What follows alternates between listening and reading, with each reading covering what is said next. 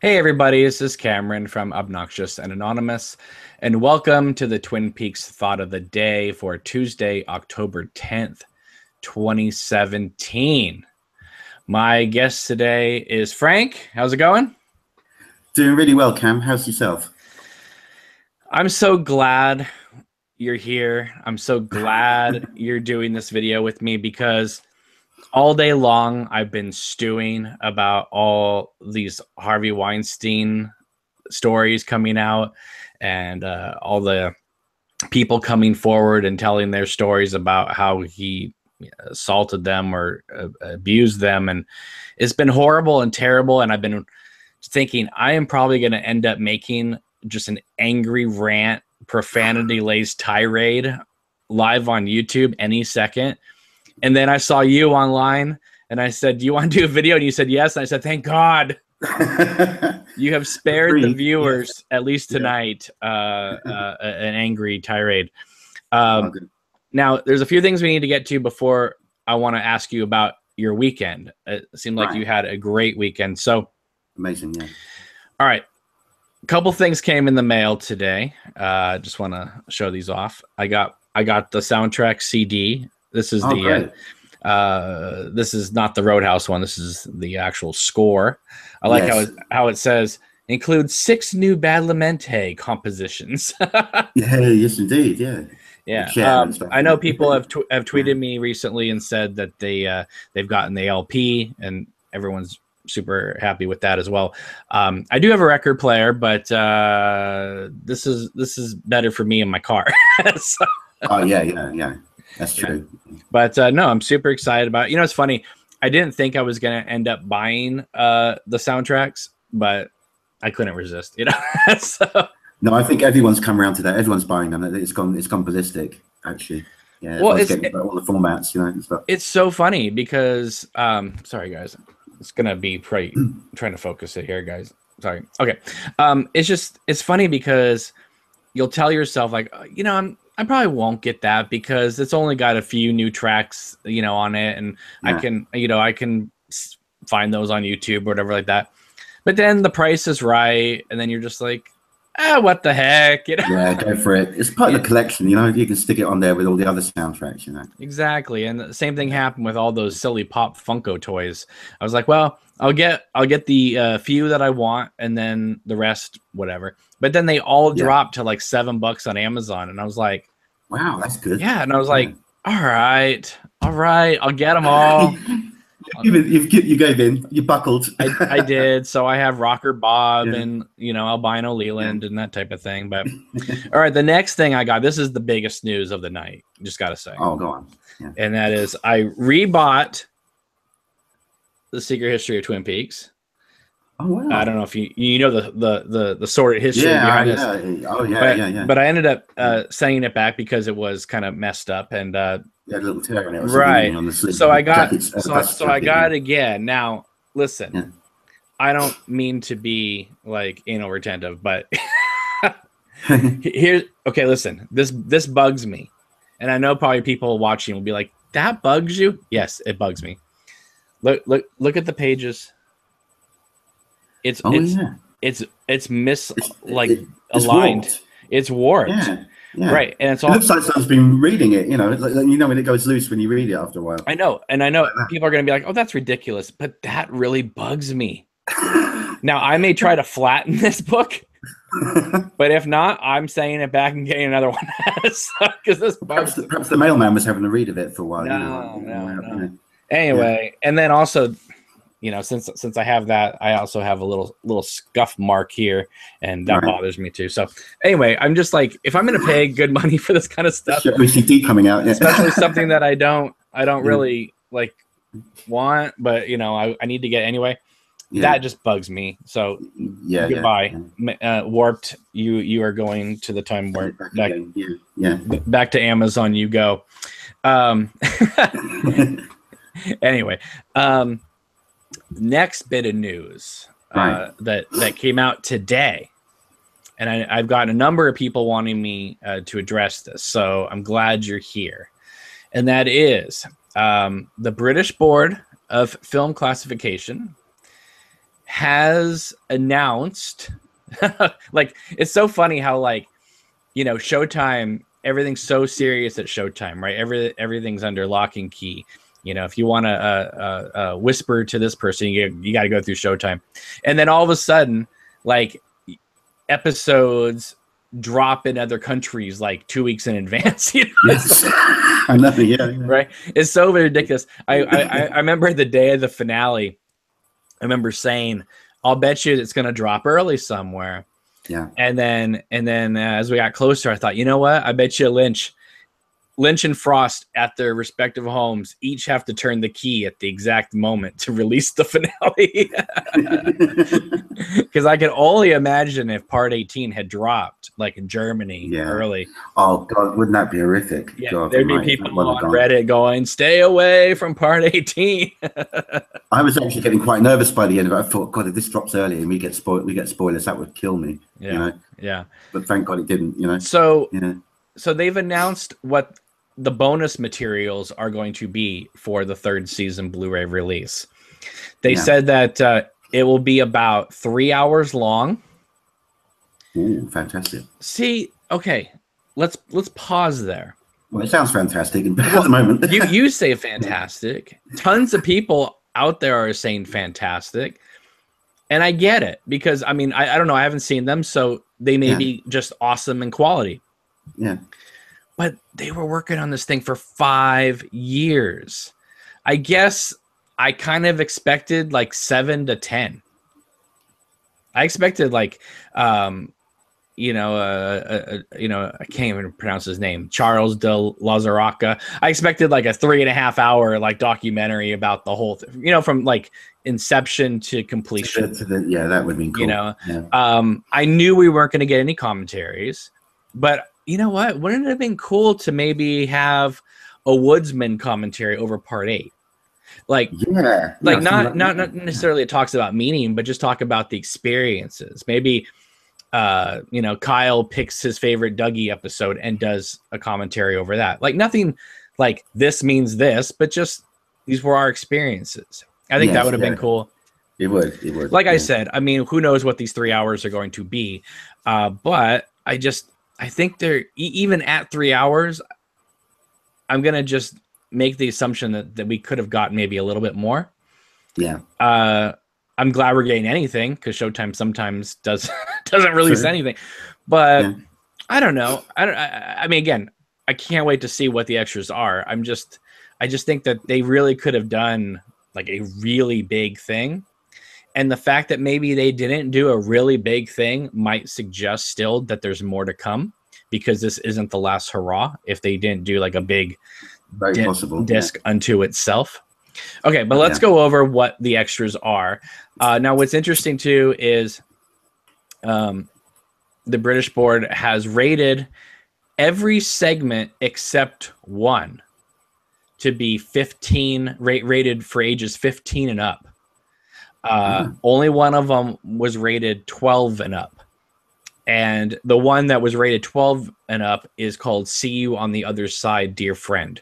It's 28 minutes long, and I'm going to go on the assumption that it is a dedication piece and memorial to the actors who passed away that were working on the show. That would be really sweet. That's what I think it's going to be. Because listen, there were a lot of people who passed away they were indeed, during the filming, just after filming. 28 minutes sounds about right. See You on the Other Side, Dear Friend, and it's rated for ages 12 and up. That says more memorial, right? Yeah, it could well be. It could be. Yeah. I mean, they haven't given us what these things are going to be, but I'm just trying to figure it out. Okay. Another one is called A Bloody Finger in Your Mouth. Ooh. It's 25 minutes long. God knows. I have no idea what that could be about. Do you think it could be about the makeup? That kind of thing? Yeah. Makeup featurette or something? I could see it. Yeah. Yeah, definitely. All right, the next one is called A Pot of Boiling Oil. Runs 37 minutes. Wow. What do you think that has to do with? God.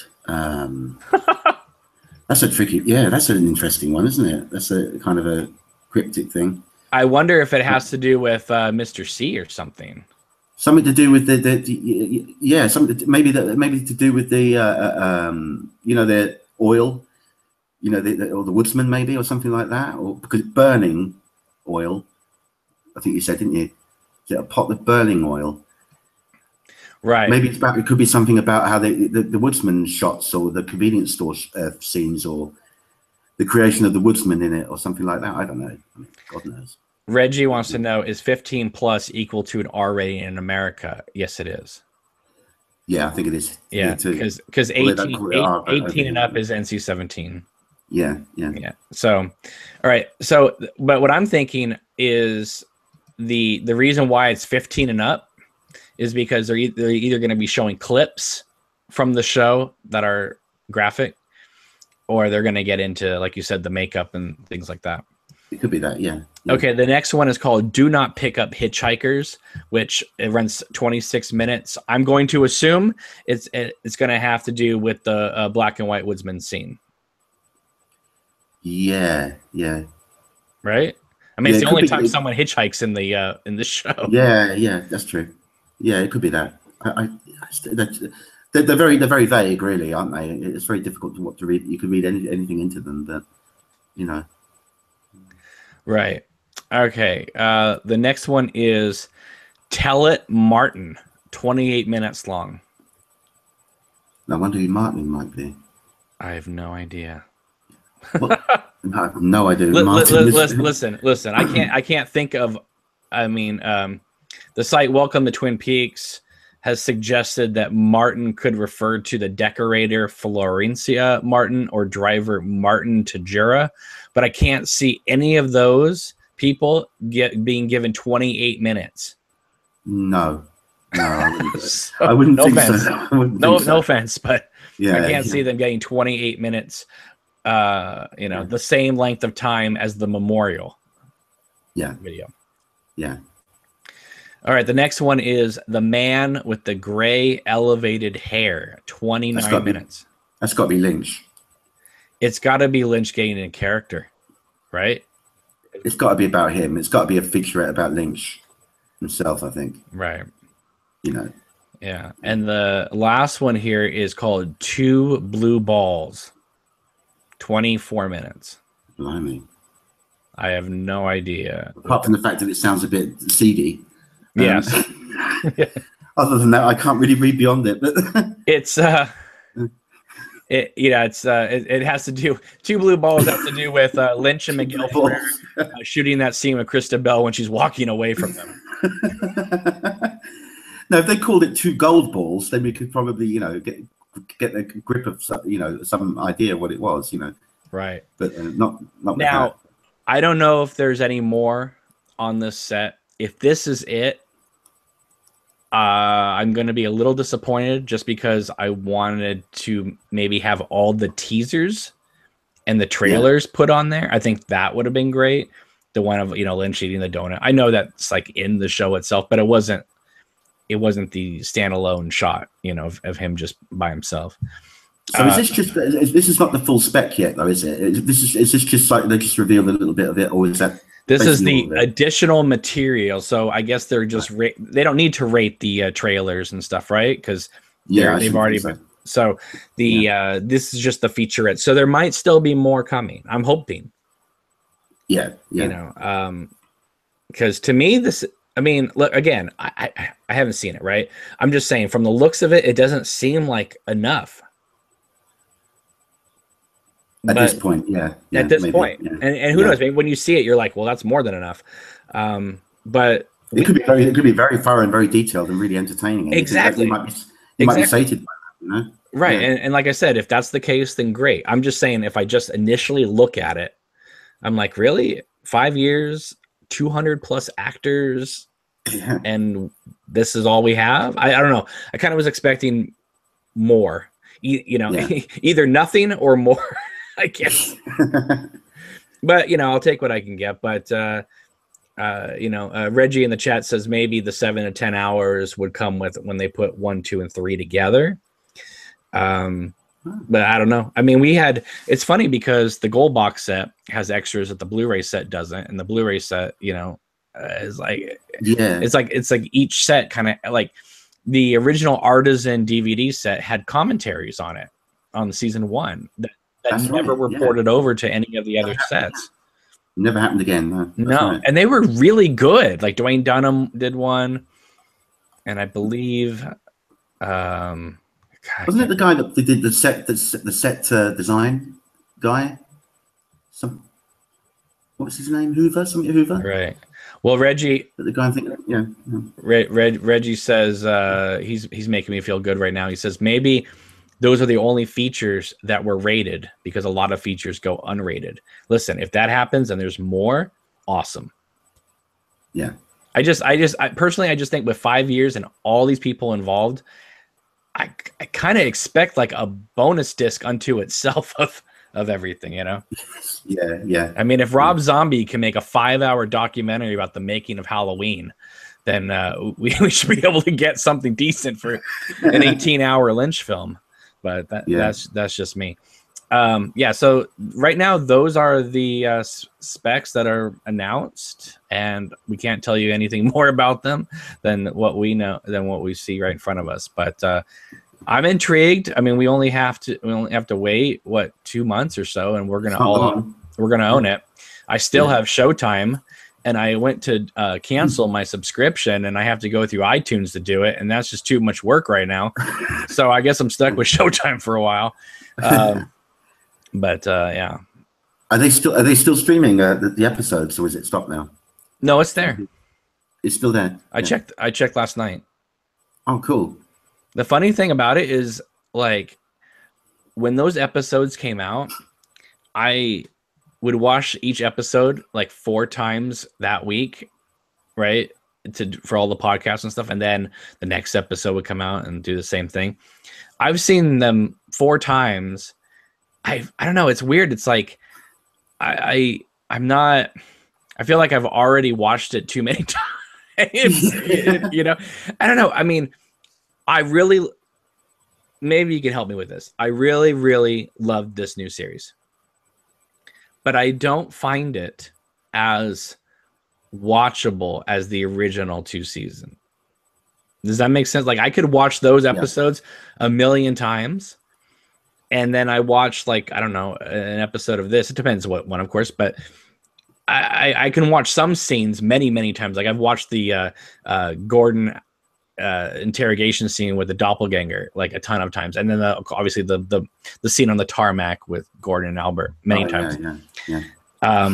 But whole episodes, like, since it's been over, I haven't really gone back and just watched like a full episode again. Maybe because I'm just waiting for the Blu-ray, because I'm tired of looking at Showtime's compression and their horrible black artifacting.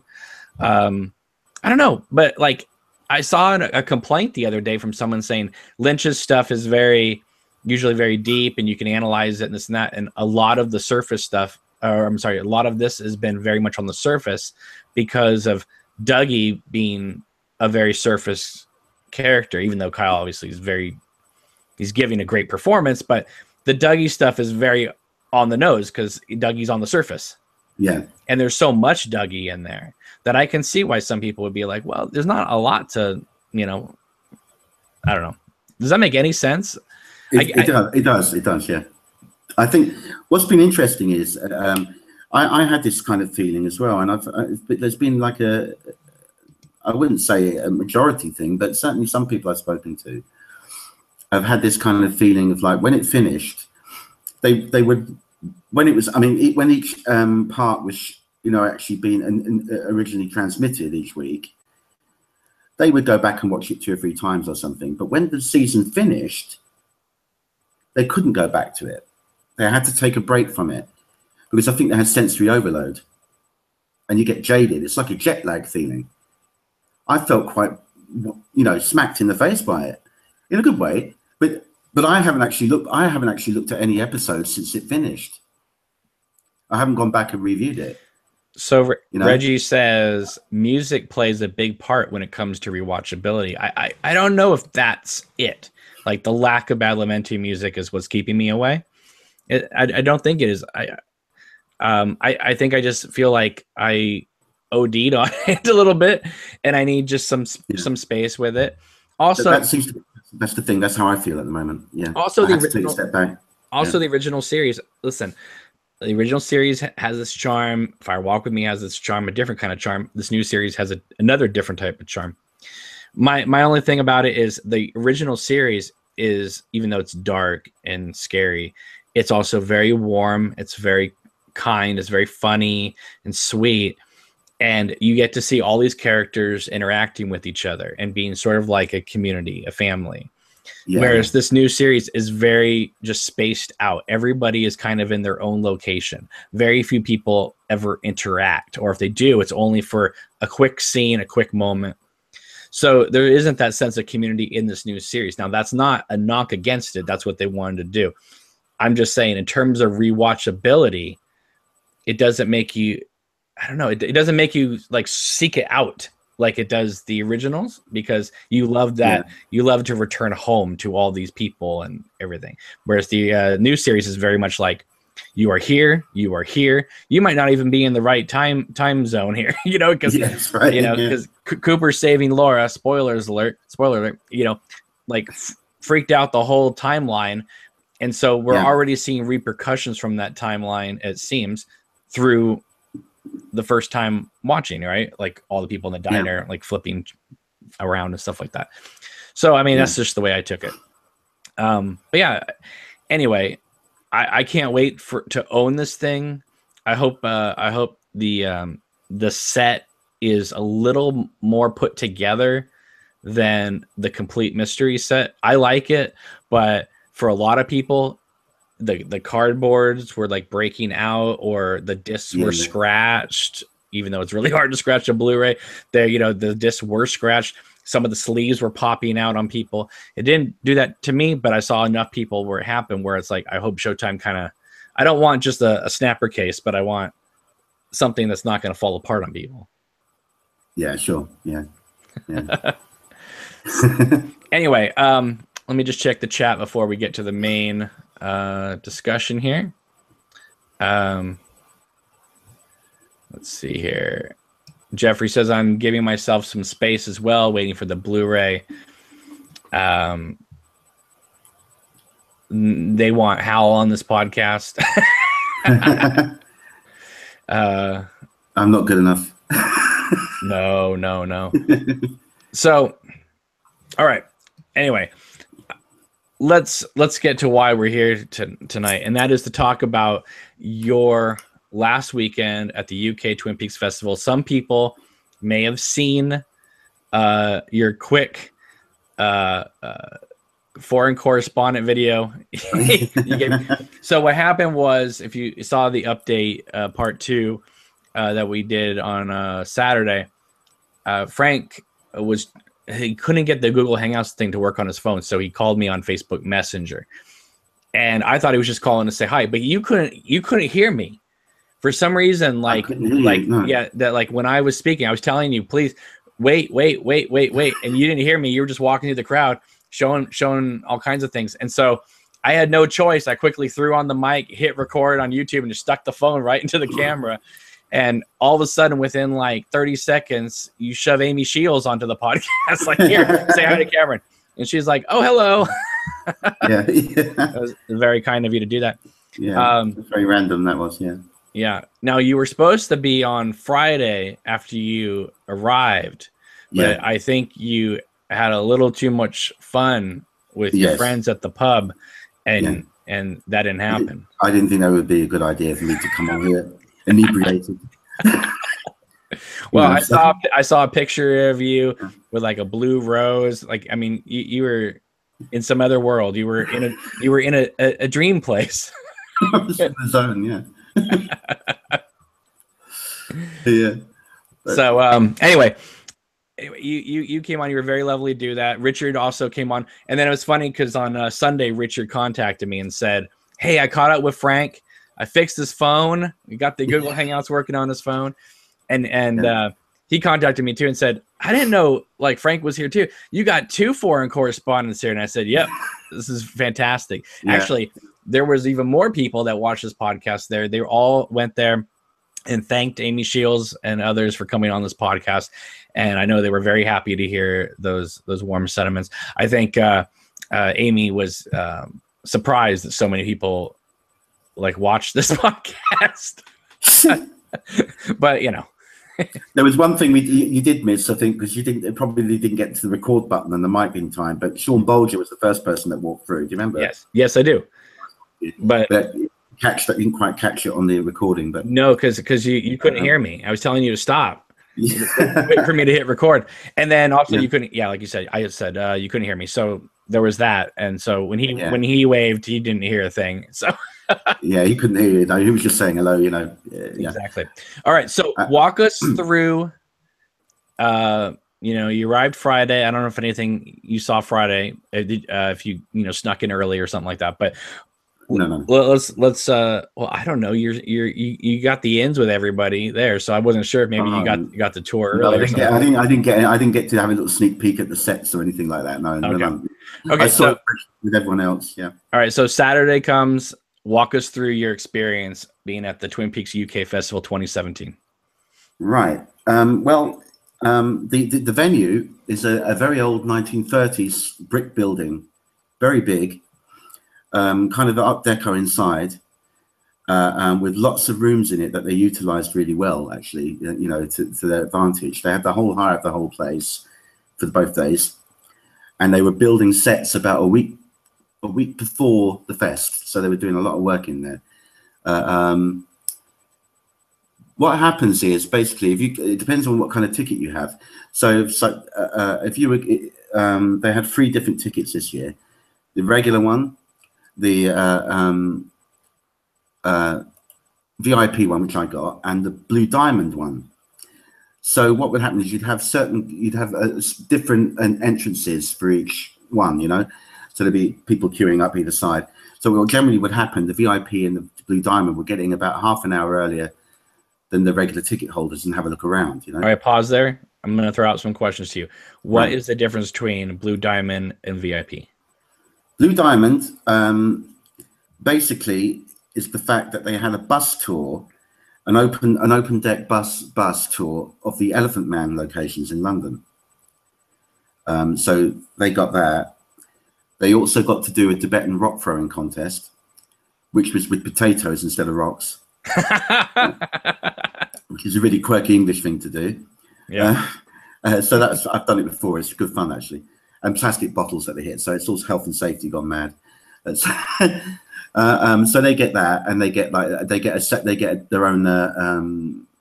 The VIPs did as well, but there was 2 separate bar areas where they would go, where those ticket holders would be able to just relax and get drinks, so that kind of thing. And was it open bar, or did you have to pay? You have to pay, but you did get free cocktail at the beginning and stuff like that. They were giving like these complimentary drinks and stuff, like this long blue drink. I don't know what the hell it was, with gin in it, and it was absolutely foul. And then I didn't like it at all, and everyone was going like, oh, God. So they were giving them away, this long flute, kind of glass. And then they were giving these Cooper cocktails away, which are really cool. I like them. But they were in little shot glasses. And they were like a coffee vodka type thing, They were all right. I didn't mind them. So we had a couple of those. They just laid them out on the bar for you when you go in, and you help yourself. There was an abundance of donuts. And they really pushed the boat out on the donuts, because they seem to have gone up market this year, because they're all luxurious toppings on it I've never seen before. Well, you know why, right? I know why. You saw the post, the cherry pie incident. So what people may not know is that is okay. Am I getting this right? They didn't send enough cherry pies, or something happened with the order, and so the supplier was not able to meet the demand, and so therefore, like, either a few or no cherry pies showed up, and so they just overdid the donuts. Something like that. But I heard the donuts were amazing. So they were honest. They were unbelievable. and they had all types of ones, and they had lemon ones. They were really luxurious ones. I mean, they really were like top-notch donuts that I've never had before. They've all had fillings in them as well, like surprise fillings in them, like with custard in them and different things like that. They were great. Yeah, that would have been my downfall if I was there. But I did have to you know, like restrict myself because I can't have a lot of sugar. So I only had like my substance for the day on the Saturday was two donuts all day and 4 cups of Lynch coffee. Now, was the Lynch coffee like free, or is everything needing to be bought and paid for? Now it depends what ticket you got. For the regular ticket holders, I think they had to pay for it, or maybe they got the first one free. I'm not sure. The VIP ones on our wristband, when you go up to the cafe counter, you show your wristband. We had a white one for the first day. They give you one for each day, a different one. So they clip the band on your wrist, and what they do is when you go up to get the coffee, you say, "I want a David Lynch coffee," and they give you a smallish cup of Americano or something, whatever it is, and they tick a 1 on your wrist. So when you would get 4 per day. That's your allowance. With but with the Blue Diamond, you would have limitless coffee. So that's the differences. Gotcha. Now, but after 4 cups of Lynch coffee, you don't want any more anyway. All right, let's get into specifics real quick. What's the difference in price between Blue Diamond and VIP? About £75. So that's 150 US. Yeah. Okay. Well, yeah, maybe a bit less than that. Yeah, in US dollars. We've got a lower exchange rate now, but yeah. All right, continue on. Right. So once you went inside, they had they had a revolving door, one of those revolving things you get in hotels. So you go through that, and you're in the foyer then of the building, and that's where you would register to go in, and then you would pick up your welcome pack, your goodie bag with all your little things in it. What they were doing this year, they gave it like a lovely Twin Peaks designed mug that we always get. We got a lovely T-shirt with the Got the Light guy on the front. It's really cool. Really lovely design. You got one with Hal on the front? Yeah. See, Hal's famous all over, man. Yeah, So it's him on there, and it looks really nice actually. It's a really nice design. And so we got that. You go in there, you just choose your size, and then they put it in the bag for you where you go. And then a few other little things, like we got a blue rose attached to us, and we got photographs of each of the actors, these nice sort of color prints for each one if you want to get them signed, and they were all put in the bag as well. And these were like character pictures from the show? Yeah, character pictures. So so it's not like they're headshots or anything, right? Oh, no. Okay. They're actually like taken out from a scene. Okay. Actually from a scene, live action scene or something. Yeah. Apart from Saul Bulger's one, that one was only him at the premiere, standing by the Showtime sign. When they all stood there and right. The 2-hour premiere, so they didn't have a character shot for him. But all the rest, pretty much. Well, maybe not Sabrina either. I think she just had a normal shot. But all the other actors did. Yeah. So we got that sort of things in the bag and that, and so when you walk in, yeah, are the actors and Sabrina like already there making themselves available, or is it like it's just the fans coming in at this moment? At that moment, probably for about an hour, it's just the fans coming in because not everyone, people come at different times. They're traveling in from all over the place. Some don't even get there till the afternoon sometimes. All right, so people in the chat are saying that you probably had a drink called a sucker punch, which is what Agent Cooper was drinking with the judge in season 2 at the bar. That might be what they were trying to do with it, but it didn't look anything like that. It looked nothing like it. Was just blue. It didn't have that froth on top or anything like that. Right. I don't really know what it was, really, to be honest with you. It wasn't very nice anyway. But anyway, yeah. So yeah, you go and you got that. Then basically what would happen then is that if you've been before, I've been to nearly all of them apart from last year. You would then start seeing people that you recognize from previous, fests. Right. And then it would be like a big, you know, hug reunion and kissing and stuff, and it's great, you know, and you hook up with them again and you start reminiscing and stuff. That's lovely, you know. So that kind of thing would start happening because they'd all be spilling in at different, you know, random moments. So that kind of thing would happen. So there'd be a lot of greeting and stuff like that and chatting away, and we'd just be hanging out for a while doing that, having a coffee, sitting down, catching up with a donut maybe or something. Then we probably start looking around, you know, like get the feel of the place, because it was a new place to me, so I had to get my bearings. You know, it took me a while. You know. Now, I off the top of my head, I can't remember, but I saw Lindsay. It's Bowden or Bowden? Bowden. Bowden. So Lindsay Bowden.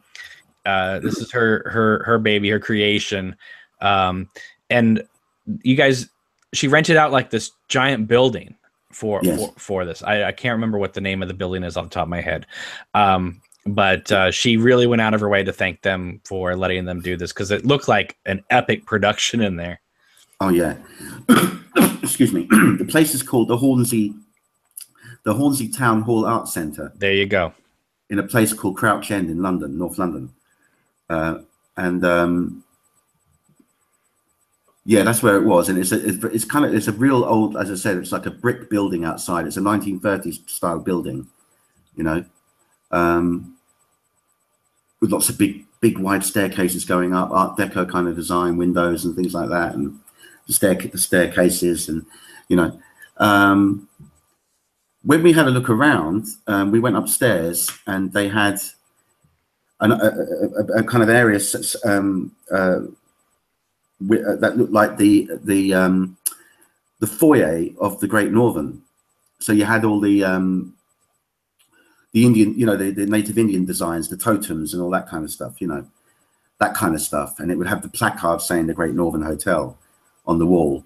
So that sort of thing, you know, so we were taking pictures there and things like that. So that's the first place we saw, which was really great, you know. So they did a good job on that. That was the first thing you saw. But we were really just sort of, you know, hanging around for a little while, you know, because it was running a wee bit late, which is often the case with these things, you know, when people turn up late and the queues and everything getting in, it can suck up a bit of time getting in there, you know. So they would have Lindsay would come on stage then, I think, and maybe it was about 10:30, 11 in the morning, and do like the opening ceremony and welcome everyone and tell them, give you an idea what's going to be happening and things like that. And then they would, you know, go into whatever activity or show would be next after that, you know, that kind of thing. So, I mean, are at this point, are people just free to just wander around, or is the show already like starting? I know she's doing the welcome ceremony, but is it like wall to wall stage entertainment, like Q&A and interviews and stuff all day long, or is there like, you know, people are free to come and go, walk around, and then meet back here at 3 o'clock for this, you know, thing? Yeah, I mean, everyone would be different, you know.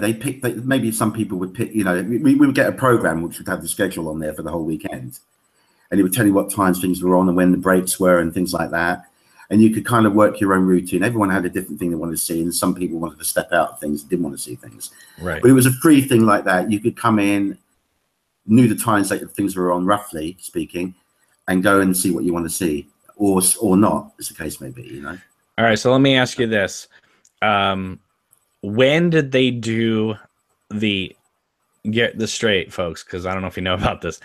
When did they do the reenactment of Laura's death that people were invited into the train car to watch?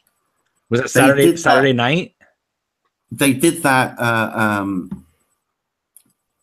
Yeah, I think they did a couple of performances. So it's like time slots that you could pick. Okay. You know? Now, I don't know if you went, but I heard it was extremely intense. To say the least. I didn't go into it this year. I saw it in 2015, and it's exactly the same thing they've done. Okay. So I stepped out of it this time. I've seen it, so I didn't need to do it again. That's the only reason. So what I heard is correct, that it's incredibly intense. And it is. And it's dank and dark in there, and and there's no light in there. Basically, you walk into there pitch black, and you have a guide in there who's telling you, keep to the walls, just stand still, don't move. Keep your back to the edges, and keep a tight line. So all this is happening when you're going in, because you can't see anything in there. So you're walking in there blind, and there'll be like smoke in there and stuff like that. And it'll have a kind of strange scent in there to kind of heighten the atmosphere of it, to get you into the feel of it, before they start. And the only light that you had in there was just the guy's torch. We'd be using it like a strobe light. So how many people are crammed into this train car? Oh, it's a big train car, but I'm trying to think now how many went in. Oh God, 25 people maybe. So is it like everybody standing like in the back, and then is the show like in front of you, or is everybody, or are you like around the whole thing? Are like people like lining the walls all four sides, and then it's the show's in the middle? You're on one side of the wall facing them, so you're all in a long line. Okay. And they're right in front of you. They're inches from you doing it. Okay. Literally and what are you seeing? You are seeing a guy there called Heavy Metal Pete, who's brilliant. The people that do it are performance artists, and they do a lot of street art and street performing in that. And they do characters, and they're part of the Double R Club. We play there every year. They do cabaret burlesque stuff, anything from fire eating to sword swallowing, with a Lynch feel. So some of them would dress up as Log Lady or Cooper or something like that, And they've been doing it ever since it started, and they're really, really good. And so the host of that, who's called, his stage name is Benjamin Lynch, and he guides you through, and he's the one that says, like, this is what you got to do: stand there, do that, but don't touch anything. No photography in here. Blah blah blah blah blah. So you can't film anything in there. Then they would come in. The guy would be dressed as Bob, and he does a very good Bob too. He's all in the denim. He's got the long hair. He's crawling around the ground. Are they acknowledging you guys there, or are you guys just like bystanders watching this? We're just basically outside of it. We're spectators. They don't acknowledge us. They're just performing the scene in front of us. Yeah. Okay. So there's no fourth wall being broken or anything like that. Okay. Yeah. So then what? So then it would be just pretty much, I mean, obviously not shot for shot because it's live theatre, but it's kind of near as damn it every kind of bit that happened in that murder, apart from Leland being there. Is Ronette there too? Ronette's there as well, and she's crying in the corner. And you got a girl playing Laura. Well, I hope so. Yeah, of course. Yeah. Does the angel show up? Yes, it does. Really? Yeah. Wow. But not as you would think it would. It's a very subtle effect that they use, because they didn't have special effects to do all these things. Right. It's very, very simple effects, but it's very effective. All he's using is a torch, and he's lighting up their faces at some point, or he's cutting away at some point, and he's doing it. He's manipulating all of them with this torch. Is Leland there too? No. Okay. It's all the Bob parts, really. Well, see, the thing that would terrify me would be in this dark train car and hearing this girl screaming, which would echo off the walls. Yeah. Oh, she does scream. She screams, and it's ear piercing. That's feet from you. That's pretty unsettling, shall we say? With people in the chat saying, "Why don't they reenact nicer parts of the show, like at the diner or something?" Well, the wine tasting with Dick Tremaine or something. Yeah. Well, yeah, but I mean that sounds like super intense. It's really incredible, but it's incredibly well done with very minimal effects. It's very well done. It goes on for about 10 minutes. Oh. And then you come out of there because you've been in the dark so long, especially if you go in the daytime and do it, right. And you go from the light into that pitch black for 10 minutes and adjust to that and then come out. So they don't do it. Your eyes are going, oh my God, This is done during the daytime? Yeah, they do one in the afternoon, yeah. Wow. And one early evening. So they do a couple of performances each day of it so that everyone gets a chance to see it if they want to see it. Oh, okay. Well, that's smart of them. Yeah. All right, so tell me about you know, like what else is going on? Tell me. Okay, let's break it down. Did you go to a lot of the Q&As? Yes, I went. They did two, but in the morning, just quickly, they were running the Lynch short films, and some of them were absolutely bloody amazing. Cam, seriously, the artistry and the imagination in those things is amazing. Oh, I've There was seen. what they did the one, the Pearl Lakes one. I'm sure you know about that one. Oh yeah, Yeah, and I met him, the guy that actually directed that and created that. For his name is right. from Norway. I met him, and he's a really nice guy. So I got chatting with him, became fast friends with him. It was so he came over. I think it was his first time in a couple of years going there. Same Well, as me. good, Actually. good. Tell him about this podcast and get him on here. Yeah, so he's a really nice guy, and he got the biggest applause for the shorts films they showed. People were really like, you know, giving him a lot of support at the end of it when the titles came up. Everyone was erupting, so he had a lot of support for it. There was another one on there. I saw about 3 of them. I don't know how many they ran, but I saw about 3 films consecutively, and one of them was really brilliant. It was animation. It was animated, really unusual animated style, and it was Scottish. They had all Scottish accents, and it was just surreal. This thing, it was just crazy. And that was a really cool one. I really enjoyed that one as well. The name escapes me now what it's called. It was really. So people in the chat are kind of confused as I was at the beginning. When you said David Lynch short films, I had assumed that these were like his shorts, you know, but these are the fan films, right? The fan films. Sorry, yes, right. Yeah, fan shorts. But amazing photography in some of them, you know. Oh yeah, and amazing imagination and the editing. I mean, these guys. It wasn't slapdash amateur shit. You know, they were really. No, it was really polished stuff. You know. Right, and that's why I get more and more like interested in doing one of these myself. Yeah. Oh, they were really good, and they incredible talent. You know, it really was, and it was very diverse too. You know. So I saw about 3 of those, and they were very enjoyable. But then I took a break, and so they ran for a while, and then I missed it. I don't know how I missed it. I must have got, because I was doing a lot of catching up with people because I hadn't been there for 2 years. You know, so I had that year middle gap thing. So I missed a few things that were going on, but and one of them was they did a panel just with Sabrina Sutherland. And that would have been great to see. So it was just her being interviewed on her own. However, Richard did let me know that she revealed about that there were going to be special features on the Blu-ray set, which we kind of already knew. She didn't say exactly what they were. But Richard also said that what she revealed was the Mark Frost's involvement with this new series, which was very interesting to me. Yeah. So Lynch and Frost wrote it, and then once it was done, Lynch went about his way and made the show, and Frost came in and out because he was working on the book. Yeah. But Frost signed off on the episodes as they were being completed, so he got to see. But he wasn't there during the post-production. So the idea of moving scenes around or changing times and stuff like that, you know, that was all Lynch and his editors. Yeah.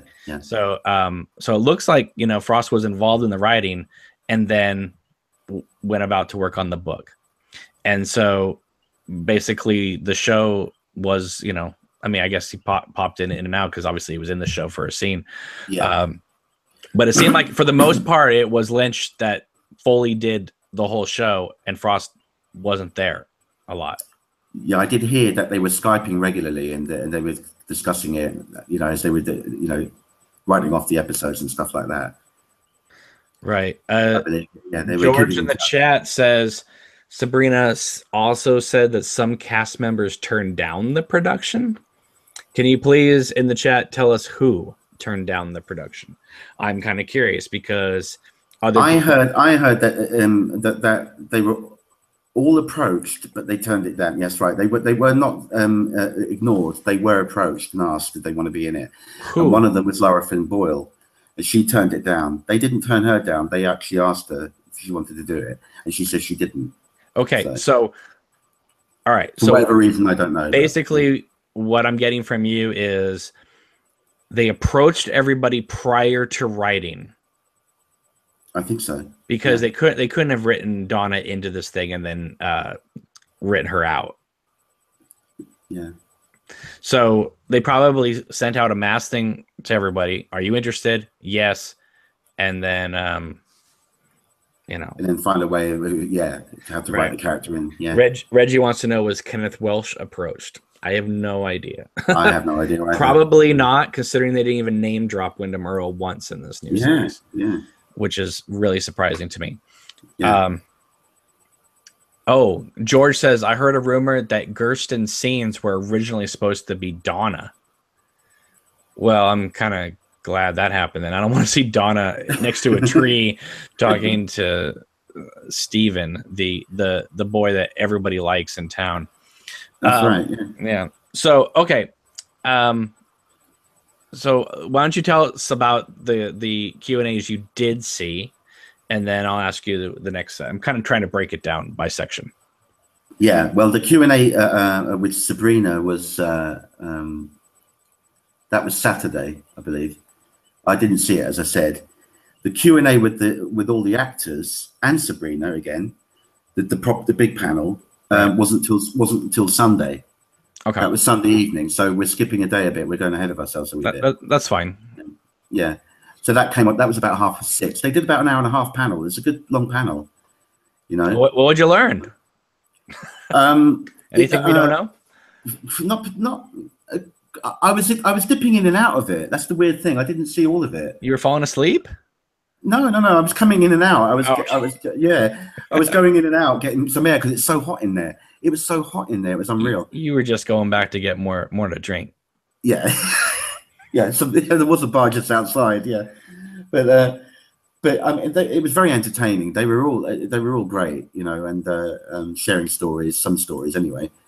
Anything of interest? They had a makeup artist there as well. She was an extra guest.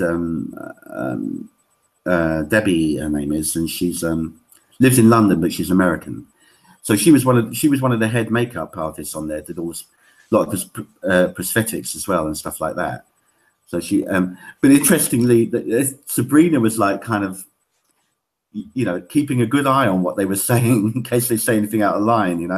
No. So it was really very, very tight. It was very tight. I like Sabrina a lot, but she is definitely, the taskmaster you don't want to cross. Yeah. So when they said, like, can you say anything about the prosthetics, like that you did? And she said, no. She couldn't even talk about that, Well, it's like when Bill Hastings gets killed. That's not even like a Bill head. That's like CG. Yeah. I know, but they couldn't even talk about that. It was very strange. But all right, so George is throwing out some more tidbits here. The very first scene filmed was Warren Frost over Skype. The last scene filmed was the Paris scene. Dougie's first casino scene where he wins all the money was filmed on the final couple of days. Yeah. Continues on, and Catherine Coulson was supposed to travel to the set, but was too ill, so they went to her. Well, that makes sense. Makes sense, yeah, of course. Yeah. So that's probably in Catherine's home where they shot that scene, I'd say. Probably, yeah. Yeah. So any tidbits from the cast? Not really. There wasn't really any kind of revelations whatsoever. They really had to kind of watch themselves a bit. You got the very powerful lady at the end there keeping an eye on stuff. It was a tricky one, but it was incredibly entertaining at the same time. Right. And they were all wonderful. There was an interesting thing that happened. I think this was Saturday night now. I think where James Marshall did a concert on stage. He got up and played his guitar and sang, and it's actually the first time I've ever heard him sing live, because every time, you know, both times we've seen him on the series, Just You was always lip synced. You know, it was just a recording, so I never knew what his voice sounded like, you know, without the you know, the strange thing on it. It's obviously a little bit, it's obviously an octave deeper now, but so, and he can play guitar very well too, you know. He was doing a lot of rock riffs and stuff like that. Some of his stuff was Floyd influenced. He did a Hendrix number, Voodoo Child. He did a couple of his own songs, and he was working with a guy called Damien Chompé, who's a keyboard player, and so he was doing like mood sounds, and James was playing, you know, electric guitar over it and singing sometimes and stuff. And then they did this wonderful thing, and most of it was ad-lib because they had hardly any time to rehearse, literally no time whatsoever. So it's some parts of it were very rusty, but he called out to the audience. He said, Michael, you're wanted. Michael Horse got up onto the stage, and they did this kind of like blues riff, do, do, do, do. And Michael Horse started doing this Indian mantra, going, hey, hey, all this sort of stuff. It was fantastic, man. And he brought the house down, and the guy just, and Michael Horse just oozes cool. He doesn't even have to lift a finger to be cool. This guy's just like zen, you know. And when he come off stage, everyone just erupted, and he was doing high fives at the audience as he was going down the line. A cool bastard he is, you know. Right. So that was great. And then they did Just You. They actually played Just You, quite a different version, obviously. And Amy Shields came up and did the backing vocals for it. So it was really good. It was really nice little surprises like that, you know. And I believe there's a video going around. James Marshall shared that today. There is, yeah. Yeah. So I posted that on the pages as well. Yeah.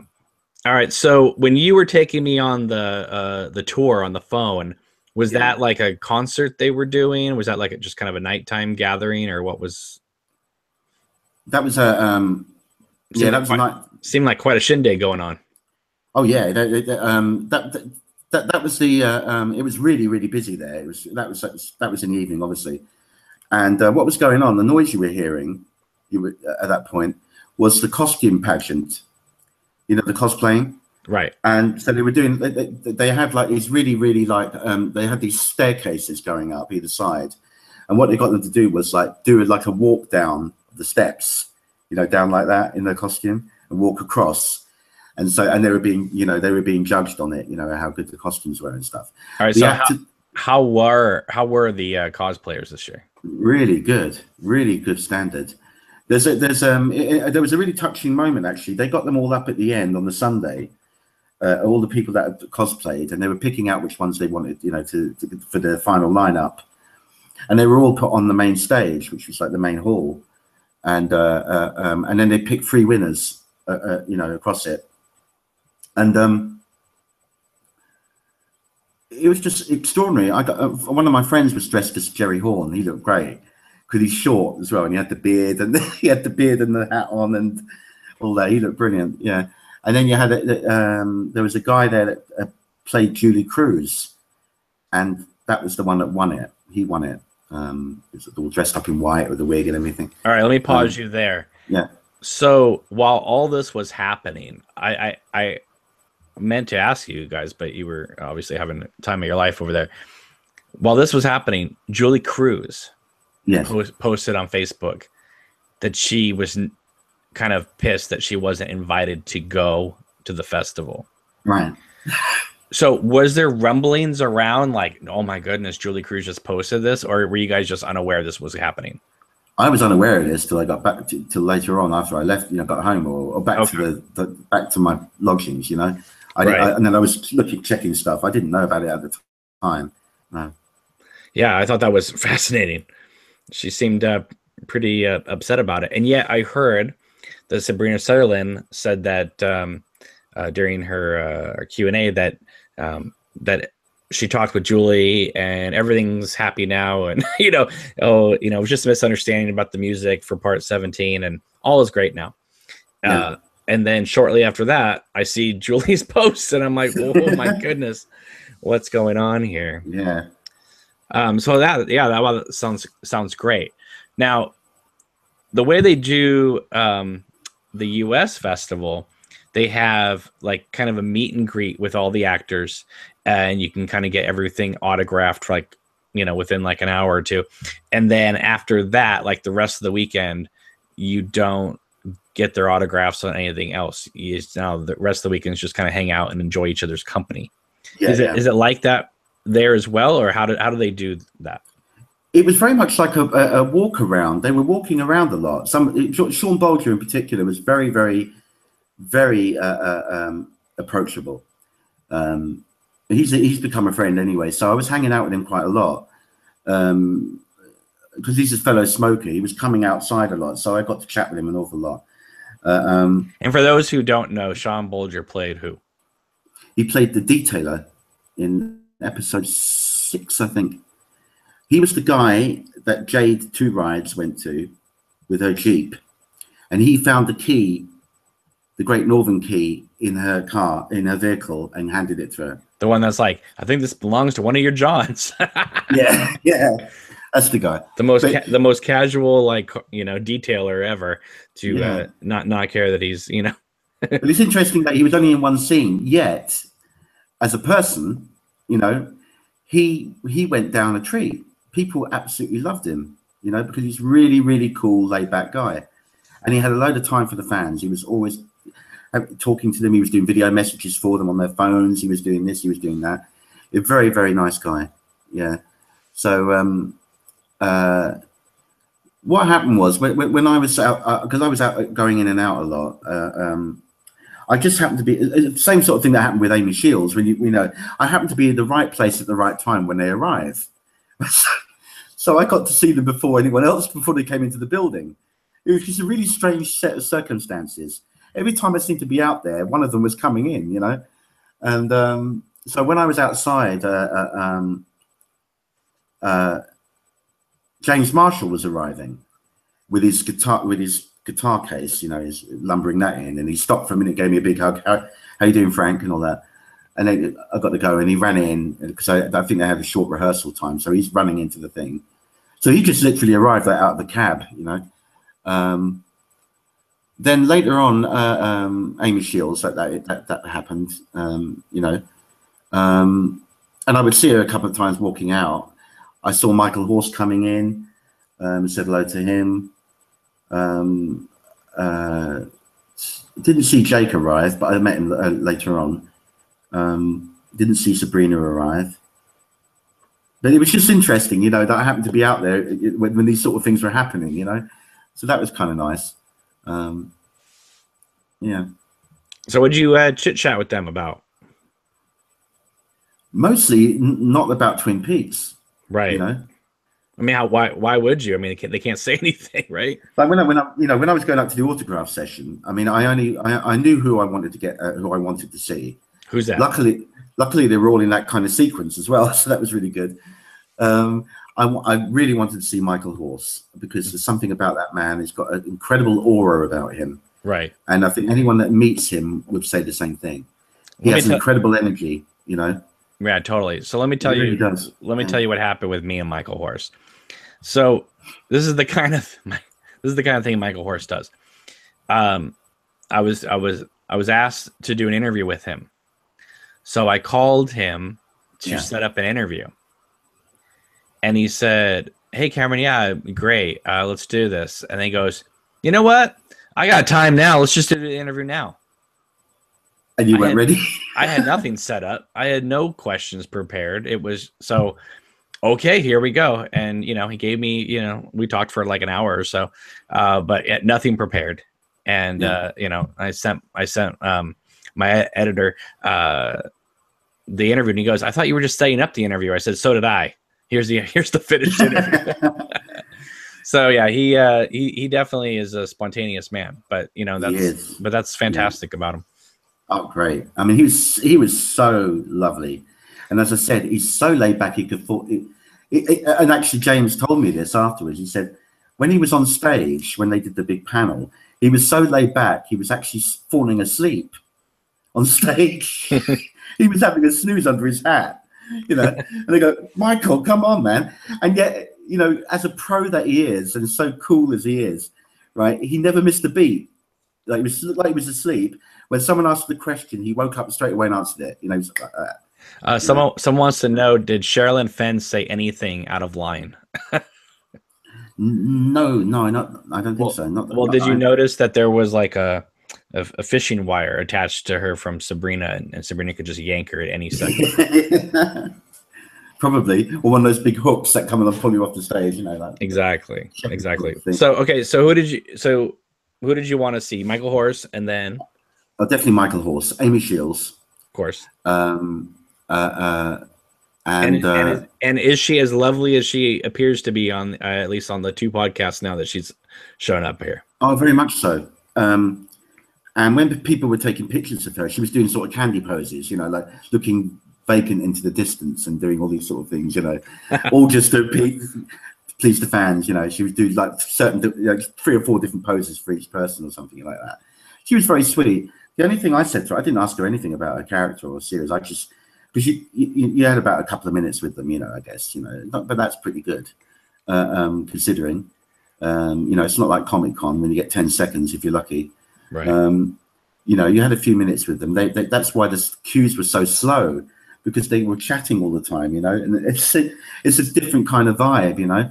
But I was just asking her about her, you know, coming from Dublin, where she was born, because my parents were Irish, and we just sort of had a little talk about that, and that was it. You know, I didn't ask her anything about Twin Peaks, you know. So Jason in the chat says, basically, if you get on Sabrina's bad side, Sabrina Sutherland will end your story. Oh my God, like Charlie. Christ, that's grim. No, but it's probably truthful as well. God, yeah, it's unbelievable. She's a powerful lady, I tell you, in the industry. That's for sure. No, but she's super nice if you're on the good side. Is. Yeah. And she really was super nice to the fans. Everyone really loved her. She was very, very approachable, very nice, you know, and I never heard a bad word said about her in that sense at all. Yeah. I've never had any negative moments with her. She's always been super lovely to me. And she even came on the podcast the day of the finale. I know, that's unbelievable. Yeah. So, all right. So, Amy Shields, who's the next one you wanted to? Well, I met Jake before anyway, but I got him. I basically got 5 out of the 7 guests that were their signatures. And what I had in the welcome bag was this beautiful print that had a holographic image of the Showtime sort of promotional poster thing. It was about 6 inches maybe, you know, but it was as you turned it, it would change from Cooper's image to Laura's, you know. Oh, that's nice. Had really, really beautiful. And I thought, what kind of ink are we going to get on there that would stay on? I didn't know if you could write over that, you know, that kind of. And why don't you have any of this material on camera right now to show us? I don't know. I can't find a bloody thing. It's called show and tell, Frank. I just dumped everything in when I got in. I haven't even waded through it yet. But it's a really nice print. If you can imagine that promo print, you know, with that was going out at the time, Showtime, blah blah blah blah blah, weekdays at 9 or whatever it was, and so I got because we only got 1 item free per person. If you wanted additional things, you had to pay, you know, whatever the premium was per actor, and that varied. So I just stuck with the 1 print. I wasn't, because I'm not a big collector of signatures anyway, so I was happy with that. So who was the 2 you didn't get autographs for? Sherilyn Fenn, because I've had the signature before, so I didn't need to get it again. I wanted to get the newcomers. Look, you know, I wanted to get the ones I hadn't had signatures for. This is how you do it, Frank. Because this is what I would do when I would go to conventions. If I already had someone's autograph, I'd go to a friend that didn't have their autograph, and I'd take their item and get it signed for them. Yes, indeed, but that didn't happen. No one asked me. Well, so you know, I'm over here. You know, I don't have Sherilyn's autograph. She'll be like, "Who is this for?" No, thanks. No, I'm kidding. Actually, she doesn't. She's fine with me. But it literally was just the 1 item, and you know, if you wanted any more, you've got to pay, and it does stack up. Oh, believe me, if you want I 6 know. people, that's a lot of dosh, man, and I can't do that. I It couldn't used afford to be it. back in the day, it was like $20 for something. Now it's like 50 or 60, maybe $100 for an autograph. Yeah, so I was quite happy with what I got. You know. Sure. That was cool. Next time you go though, let me know who you already have, and I'll send you some items to get signed. Sure. Yeah. George says I should get Sherilyn Fenn on the show. Sure. Give it a go, man. That would be fantastic. Yeah. She did an interview before with people I know, and she was lovely. Yeah. So yeah, don't see why not. Yeah. So they were just the 4 I got, because they were the people I've never met before. Right. Oh, James Marshall as well. James Marshall. Although I know him, and I'm a friend of his. I've never actually met him in the flesh until then, because he was due to come over in 2015 but couldn't make it, so I lost that chance. So this is the first time I've actually met him in person, and he's great. He's such a lovely guy. Really, really lovely guy. Yeah. Douglas says, I wish Piper Laurie could have been involved in season 3. Now that is an interesting question. Yes, it is. Statement, because I interviewed Piper Laurie. Yeah. She said she wanted to be in it. So if they were asking everybody if they wanted to be in it, then shouldn't she have been in it because she wanted to be in it? Yeah, yeah. So I'm kind of confused by that. Yeah, it's all a bit confusing, but I don't know. I guess they just knew the way they knew the way they wanted it to be, what kind of story they wanted to tell, and I guess some characters just didn't fit that story. You know? Right. Well, it makes sense. I mean, where are you gonna fit Catherine Martell in this exactly series? Yeah, exactly. Right, but people are saying maybe they didn't have a story for her. That is correct, but it sounds like they asked everybody prior to writing if they wanted to be in it, so they knew which characters to include or not. Yeah, I would think so. And Jason says, don't forget, Joan Chen also wrote that letter wanting to be in it. Yes, that's right. That's true. So again, it doesn't make any sense. Although, listen, I have a feeling that we may see those characters again, because why include Catherine and Josie in that section? Why not just have Pete walk out and not see the body? You know, why? And if you're gonna show the first scene with Joan Chen, okay, great, I guess. But then they cut back to her again. So you know what I mean? It's like why keep cutting back to Joan Chen if we're not even going to be dealing with Josie? I think those characters are laid out for what's going to be coming up soon. Could be, yeah. I really do. I really do think that I'll say it again. I really do think that within a few weeks of the book coming out, right around Thanksgiving time, maybe before, we're going to get an announcement. This is what I think. I think we're going to get 2 standalone Twin Peaks movies on Showtime, and I think Showtime is going to announce a standalone original film directed by David Lynch.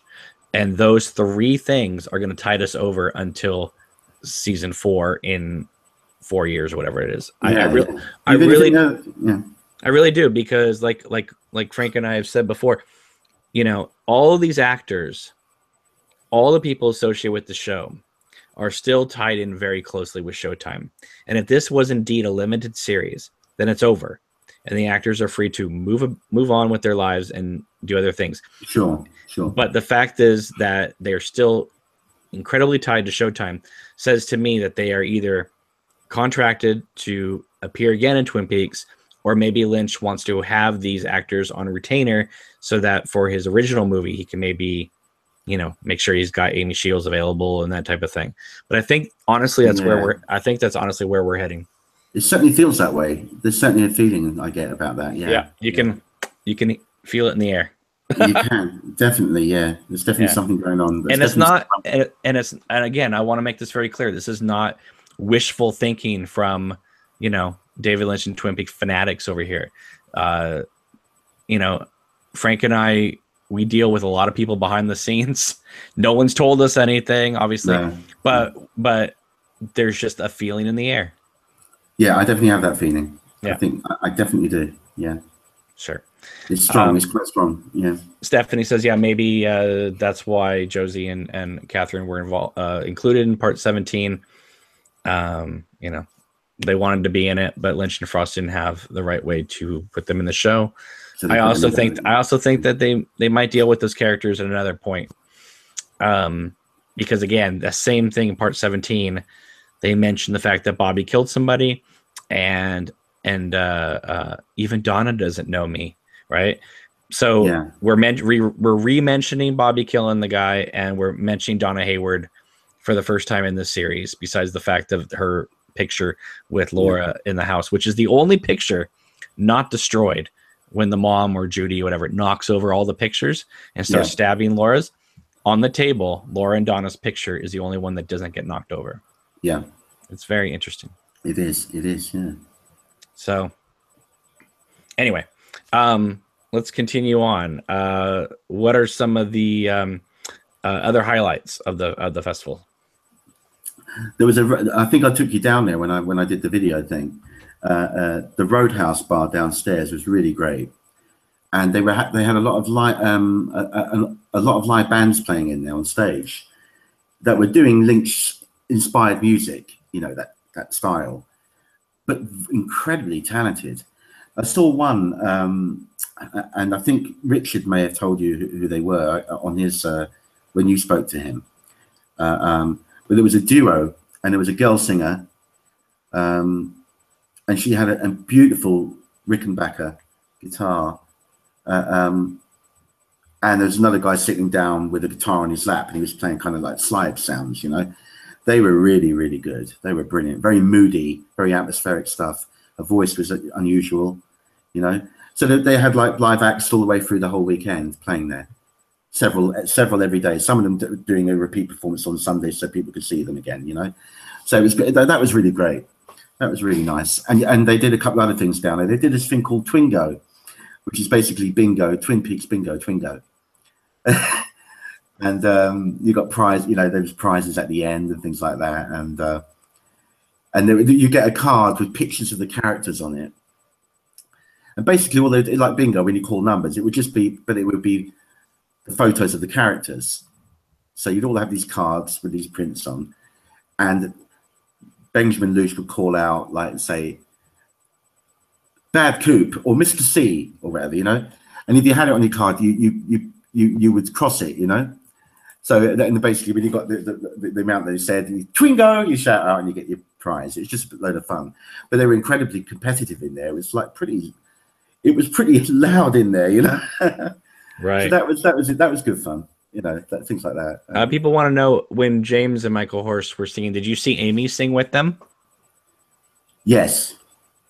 Michael Horst did a song on his own. Then he went down, did his high-fiving, sat down on his seat again, probably went to sleep again. And then Amy came on the next song for Just You. So Amy just came on for that song, and she was doing the chorus bit, Just You, you know, all that stuff. Right. And then she went off, and that was it. So they just came up they just did a little cameo appearance on stage. But mostly it was James and that guy doing their stuff, you know. Right. Yeah. Yeah. So why don't you tell us a little bit about what Richard showed us about the recreation of the Black Lodge, complete with its own toilet? It did. It had its own toilets in it, which is actually quite handy if you were caught short, because you couldn't get through the bloody queues of the other toilets sometimes. So because there was less people in there, you could nip in there, you know. So that was quite handy. The Black Lodge was a pretty cool set, really. I think I showed you in there, didn't I? No, it looks brilliant. They did a good job on that, and that was outside. So that's where it was outside. It was actually outside. There was leaves coming in onto the zigzag floor. Wow! It was out in the garden at the back. I thought it was entirely interior. No, it was actually in an outside kind of area where the opening was to the lodge. That was outside. So all the leaves. It actually gave it a good effect, because like you got, you know, the woodland outside, and you enter into the thing. So the leaves were blowing onto the floor and everything. It's quite atmospheric. But they were real leaves coming in for the wind, you know. So people want to know. The curtains are waving, and you know, they're like the toilets were just out in the open. Yeah, well, they was outside, but they were, you know, they had the curtain corridor going down, and they were, was there a door, or did you have to like pull like a red drape in front of the? Yeah. And there's a toilet looking at you. Yeah. And you got Michael J. Anderson sitting on it or something like that. That would be. Oh, tell them about that. They had That would have been great, wouldn't it? the evolution of the arm there. They did, and I had a little flickering light underneath, like that, to give it the, like the effect of the energy going through it. That was really good. Right, and they had a. What was there? I saw a cosplayer dressed up as Laura. Was she just permanently there, or is she just kind of walking around like? She was walking around, yeah. Okay. Because when Richard took me in there, I thought she was just kind of a permanent fixture that you could go in there and pose with her and stuff. Oh, no, not at all. People, I think she's just a fan that just dressed as Laura and probably just happened to be in there at the time he was in there, So, yeah. they weren't in there all the time. In fact, I went in a couple of times and there was no one in there. And it was great. I just chilled out in there. It was fantastic. That would be amazing. Just sat on the couch. That would be so incredible. And the music was playing as well. They had the music. There was another really cool thing they did in there. They had these, listen to the sounds. They had these audio sensory things. And there was a guy in there doing it. And he had these headphones. And it was wonderful because he had the striped tie, Dougie, tied around the top of the headphones, like you had on his head. All these sort of quirky things. Did they have any of the Dougie like stand out? The people are no, none of that. No, but they did have one guy I saw cosplaying as Dougie with the lime green jacket on. I saw a picture of him. That's the only guy I saw there dressed as Dougie. Interestingly, who were they all dressed up as mostly? Well, there was one brilliant one. A friend of mine called Mario, who always dresses really. He always comes with great imagination. One year he came as a log lady. He's done Dr. Jacoby. He came as Bad Coop, Mr. C, and he even had the black contacts in his eyes. He looked great. Oh wow! The black hair tied back, the leather jacket. He was going around like really serious looking, and he was amazing. You should have gone as Senorita Dido. Me? I'm going to refrain from using profanity here. I know you don't. You don't want to. I know, Frank. I know you don't want your first time meeting Amy Shields to be dressed up as Senorita Dido. Yeah, nice to meet you, Amy. Yeah. Here. Will you sign my golden orb? Holding a globe like that. That's my golden ball. Yeah. Yeah, exactly. And then when she walks away, you're like, yeah, exactly. Just like the special feature, it becomes 2 blue balls when she walks away. It's 2 great golden balls hanging there. Have a look at that, yeah. Yeah. But we had a lot of fun in there because later on, the guys, when we were all like winding down, we took loads of photo ops in the Red Room, and we had a riot in there. There was about 25 of us in there. And we did like these, you'll have to see them when they come out. I'm dying to see it myself. We did some videos in there, and we had a director. One of the guys became a director. Them are making a pornographic movie, Texas style. And I got roped in. Come on. Listen, Lindsay, close your ears. Close your ears. I don't want you hearing this. Come on. You're telling me that nobody had sex in the Black Lodge? Nobody that whole weekend? Come on. Not when I was there, anyway. Well, I hope not. No, not when I was there. I didn't witness any debauchery in there. But we certainly had a. That would be the place to do it, though. It would be outside. Yeah, that's right. I mean, it was great in there. It had its own atmosphere in there. And when they were playing the music and the sounds in there, it really added to it. They were playing the soundtrack all the time on a loop, different songs and stuff, and you had the scratchy sound, like when the giant says, "Listen to the sound," you that all that going on. It was great. That sounds great. And they had this. Yeah, and I was going to get back to that thing, that little quirk they did. It was just all these little extra things that made it special. The guy had it gives you these headphones, and he had these kind of electro wires, like conductors. It was like proper links, really, connected to a little teaspoon, connected to 2 cups of coffee. And these electrodes were on everything. And what happens is when you stirred the coffee and you had the earphones on, it would make sounds. So you would have like music or scratching sounds in your head, in your ears, So everything you touched made audible sounds. It was brilliant. I loved it. Listen, Hal's here in the chat again.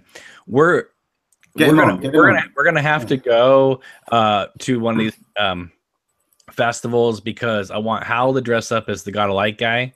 Yeah, he'd be great. And I'll go as Gordon Cole, and I'll just be like, "What the hell?" Yeah, because you've always got the earplugs in, so you're halfway there. There you go. Yeah.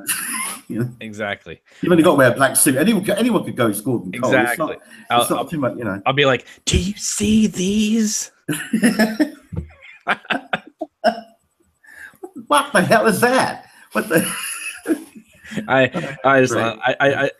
Man, Lynch had some of the greatest lines. Just the line deliveries when he was just like, fantastic. when he looks at the doppelganger and goes, "Holy jumping George!" Like that's exactly like how I felt looking at that picture, and he took it away. You know.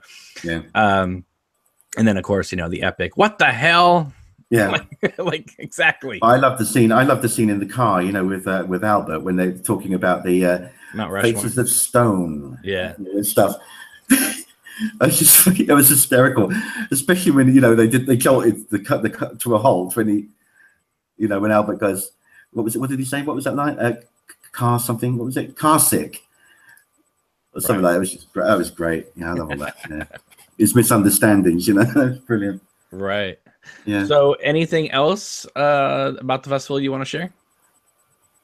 Just that it was really there seemed to be for the most part as opposed to other years, and I think it's just because it's come back and it's like created this buzz again. What was interesting that there was a lot of new fandom there, and many of them were quite young, and I thought that was quite heartening. So they've all probably, you know, tuned into season 3. And then probably maybe, you know, we watched the original series, or maybe the other way around. But it was just nice to see an influx of new fans coming that were quite, you know, 16, 17, 18-year-olds, you know. I saw an article online about, you know, fans that were there and you know, fans from all around the world. And there was one couple there that said they turned their living room into the Black Lodge. And I was like, I can only imagine going over to their, you know, house to watch a movie or, you know, have some dinner and be like, okay. Yeah. Meanwhile. Yeah. But it was just really nice, you know, that we got this new audience getting into it, you know. It was a nice touch, I thought. And they were really loving it. They were going around in wonderment, looking at the sets and the experience of it. And this is fucking great, you know. Listen, yeah. I wasn't there. I saw video. I've seen pictures. Yeah. I'm in, you know, amazement and bewilderment. I'm like, oh my goodness, looks amazing. It looks fantastic. Yeah. They really pulled out all the stops this year, and they really done an amazing weekend. And a lot of work involved in it, you know, doing those sets. And another really real highlight of it was they had the glass box there, you know, the New York glass box prop. Right. I mean, they built themselves, you know. Obviously. And I heard you could climb into it. Yeah, that's the wonderful thing. It was like an arts installation almost, you know. But the thing was, it was interactive. You could actually climb in the hole of it, the portal, you know, the round hole, and go inside it in this perspex box. You got steps into it and everything. It was raised up. Yeah, but I would be terrified. I would get into it and be like this, and then be like bump, bump, bump, bump, and just be taken back. Yeah, you disappear. Yeah, but they would do. But the wonderful thing was, like, you could all get in there, and like there's groups of people going in there doing like floating, you know, acting and everything like that, and everyone was taking pictures. And then later on, after the Q&A, the actors got in there, and everyone took pictures of them. So all the cast got inside the box as well. It was brilliant. You know? Did you get pictures of this? I did. Yeah. Okay. I think I did. Yeah. Good. I need you to send me some pictures for the thumbnail. That would be great. Yeah. That'd be good. I'm not saying they're great shots I got, because there was a lot of light, you know, bouncing off the perspex of it. Well, so, I would like a cool thumbnail picture, and you have the goods. And I'll have a look for it. And all the because all the other like official pictures all have like Getty images printed across them. So I don't want to have a look. I think I took 2 or 3 of them in there, and I got some shots of us, the fans, in there as well. Some really nice shots. It was wonderful. It was just it was lovely that you could actually, you know, immerse yourself in it. You know what I mean? You could actually get in it. I never thought we could, but you could walk in it, take shots. It was brilliant. You know. Norman wants to know: were there any gold shovels or Johnny Bear toys there? No, but there was. That's another thing I was saying about the cosplaying thing earlier on when they did the lineup. They did a special award for this lady. She's such a sweet woman, probably in her 60s, I think.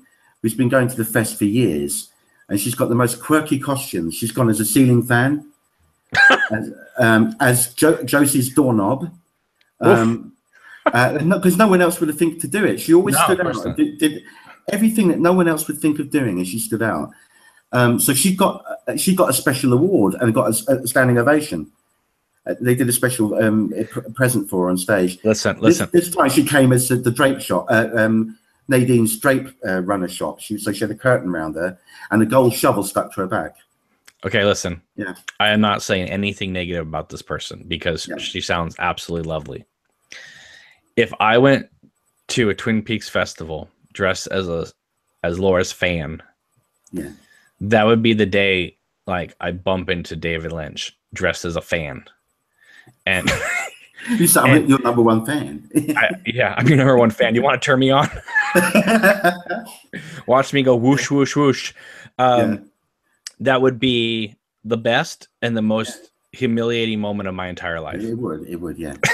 But listen, the lady sounds wonderful. I'm so happy, but I'm just saying that's why I don't cosplay like that. I can't cosplay at all. Because if I did, I would meet like my heroes, and then I would be dressed like a gold shovel.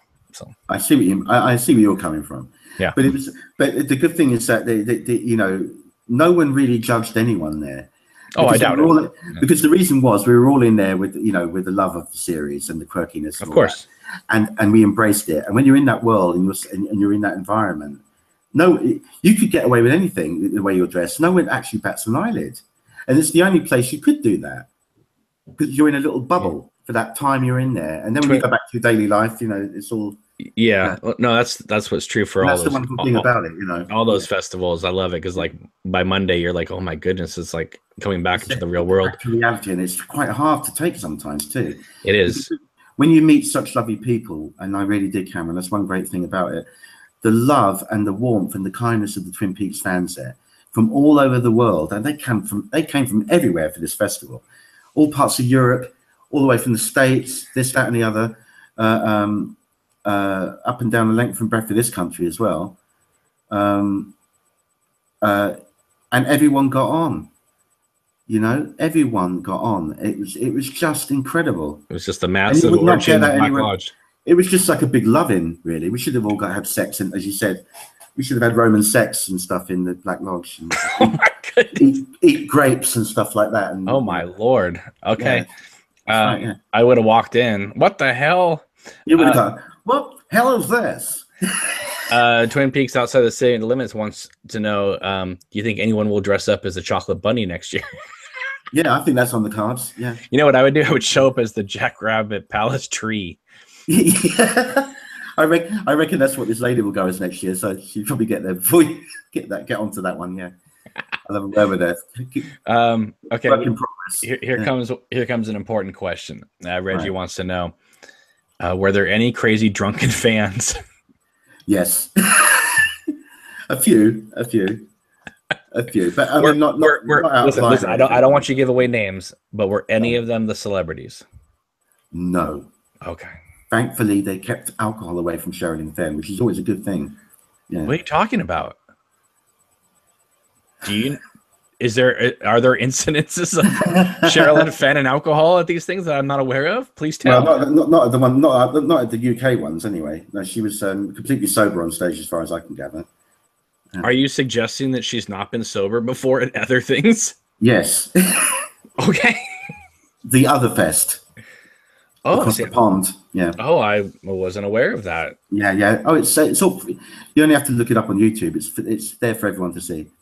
Okay.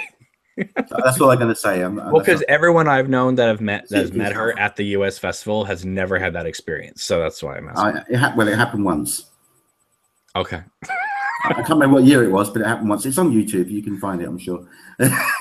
I'm saying no more. I'm not even going to guide you to it. Okay. George says yes, Frank. Black Lodge Caligula style. Absolutely. We want a Roman orgy in there. Yeah. Oh my goodness. This is supposed to be a family show. Well, we were all hyped. We were all so high on coffee and sugar and alcohol and Lynch and the world and everything. I'm surprised we didn't all jump one another. Yeah. It would be really And hormones were going crazy and everything, you know. Yeah. Hormones, coffee, and sugar. It's a very, very dangerous cocktail. Yeah. Yeah. Maybe next year, if you cosplay as anything, he goes Charlie. Yeah. Just put your neck down a little bit. And no, this is what I was getting back to. When we were all in the red room set, there's a couple of people did these. We did these little scenes. We rehearsed these little scenes from the series, and we all played a little part in it. And I got roped in to play Michael J. Anderson. Oh my! You got to see this. I haven't seen it yet. I want to see it. Did you start like screaming like horribly racist things at people? No. Okay. So you weren't in character.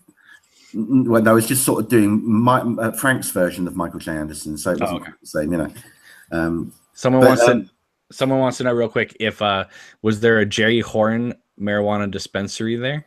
No, sadly not. I wish there was. There was a Jerry Horn cosplayer, and he's a mate of mine. He looked bloody great.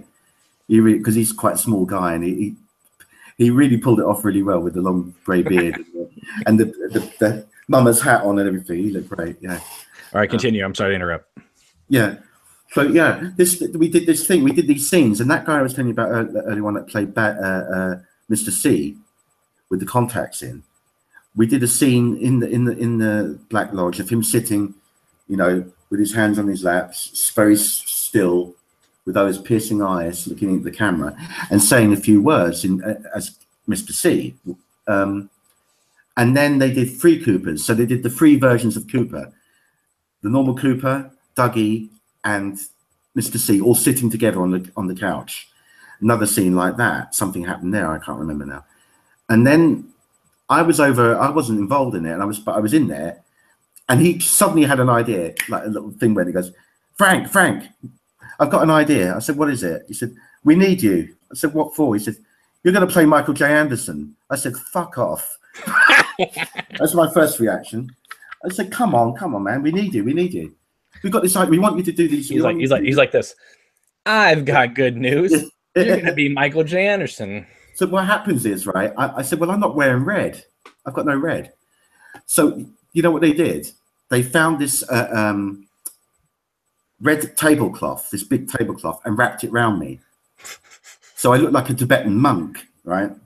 And so I'm covered. I've got it covered over me, just my head there. It's covering my feet and everything like that. So they sat me down on the couch, and then we went through the scene with Laura Palmer and my mate playing Cooper. So we're all sitting on the couch, and my friend's sitting next to me playing the Laura bit, and I'm in the middle, and the other guy's sitting over there. So we had to do the bit where, but you are Laura Palmer. I didn't say that. The other guy says to her, yeah, well, sometimes I know her, but my arms bend back. And I say, where we're from, the birds sing a pretty song, and there's always music in the air. And then the music comes in, and I get up and do the dance in this red shawl thing, right? Is there video of this? It was filmed, and I still want to see it. It's not been released yet, but this is going to be so funny. And I was watching people at the back of the room doubling up laughing. Wow. But they had to keep quiet because we were filming, but they were killing themselves laughing at it, you know. So yeah, I really want to see it because it sounds really good. So during your entire story just now, yeah, I'm monitoring the chat. There's an absolutely insane person playing with the thumbs, the thumbs up, thumbs down on the video.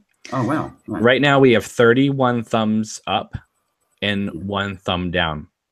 But at least 7 times during your story, we went down to 30 and then 2 thumbs down, and then he would take it off the thumb down and add it to thumbs up, and then he would take it off again and add it back to. So it went from thumbs up to thumbs down. Like he couldn't decide which one to do. It's like how is it? It probably is Hal.